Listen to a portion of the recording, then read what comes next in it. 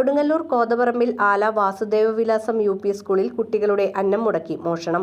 കുട്ടികൾക്ക് ഉച്ചക്കഞ്ഞിക്കുള്ള അരിയും കറിമസാലകളും പാത്രങ്ങളും മിക്സി, പ്രഷർ കുക്കർ തുടങ്ങിയവയും നഷ്ടപ്പെട്ടു. ഇന്ന് രാവിലെ 8:30-ക്ക് സ്കൂൾ അധികൃതർ എത്തിയപ്പോഴാണ് മോഷണ വിവരം അറിയുന്നത്. സ്കൂളിലെ പാചകപ്പുരയും സ്റ്റോർ മുറിയും കുത്തിത്തുറന്നാണ് മോഷ്ടാവ് അകത്ത് കടന്നിട്ടുള്ളത്. സ്റ്റോർ മുറിയിലുണ്ടായിരുന്ന 5 ചാക്ക് അരിയും മറ്റു സാധനങ്ങളുമാണ് മോഷ്ടിക്കപ്പെട്ടത്. മതിലകം പോലീസ് സ്ഥലത്തെത്തി അന്വേഷണം ആരംഭിച്ചു. ഇന്ന് രാവിലെ 8:30-ക്കായപ്പോൾ വന്ന് നോക്കിയപ്പോഴാണ് കിച്ചണിലെയും സ്റ്റോർ മുറിയുടെയും താഴെ പൊളിച്ചിട്ടേക്കുന്നത്.